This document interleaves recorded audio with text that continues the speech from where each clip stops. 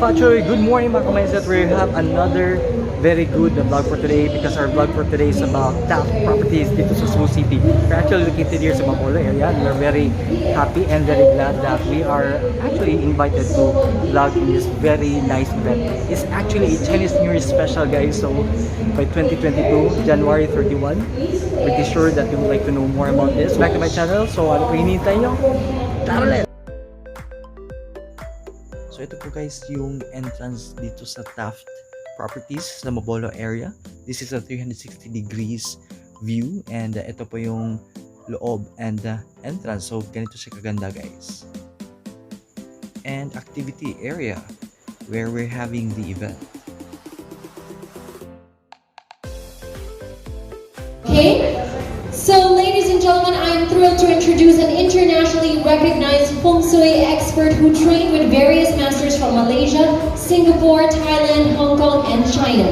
She is also the first Filipina to be awarded the prestigious title of Master in Feng Shui by the International Feng Shui Association in 2013.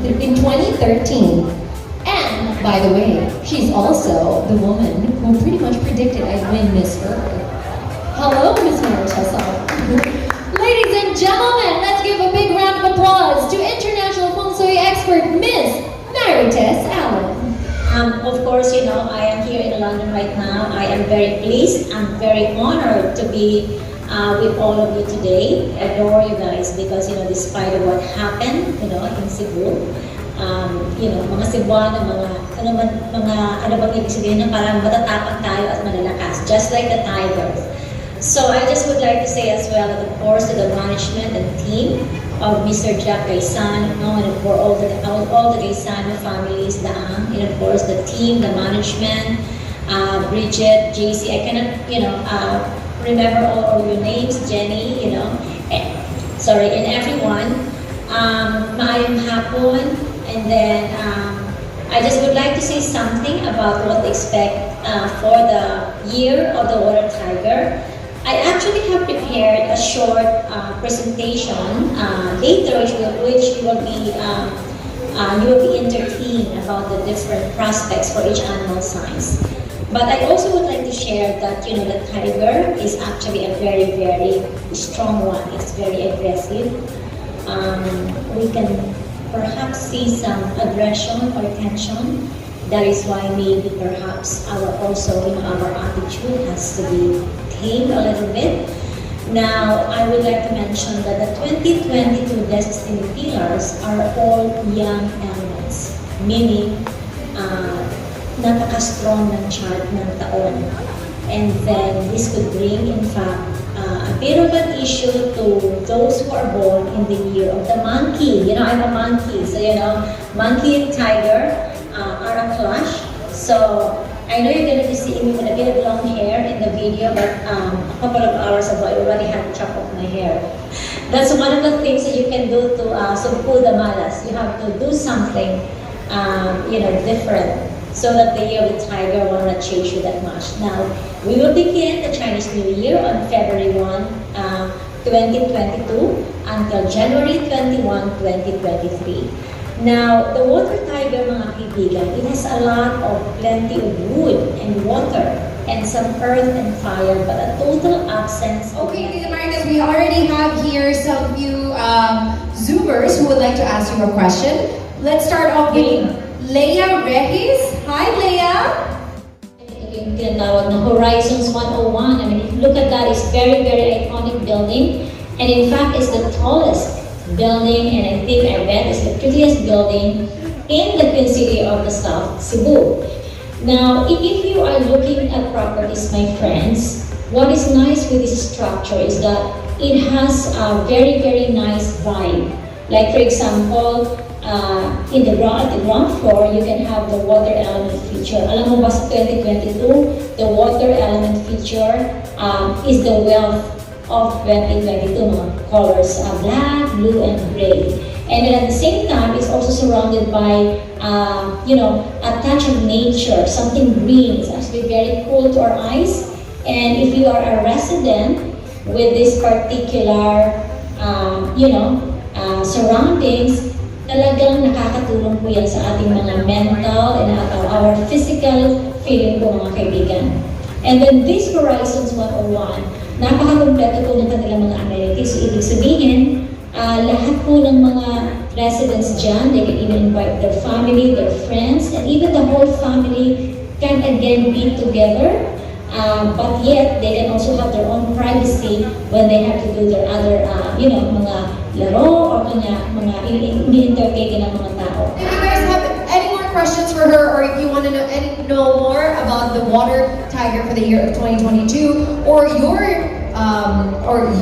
any questions whatsoever, please make sure you download the apps that she has mentioned, as well as messaging her or contacting her through Facebook or Instagram at Marites App.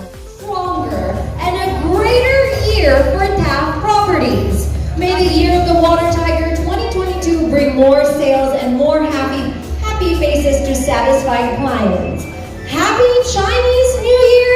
Cheers, everyone!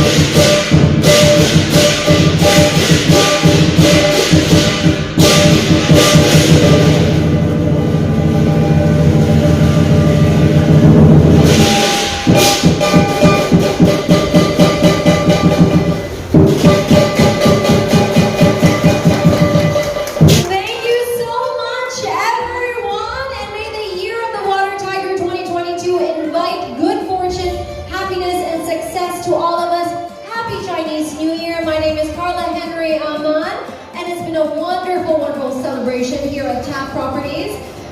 Dinner is served, so have a wonderful evening. Konghei Matsai and Sian Yan Kunlai. So, ito yung pinaka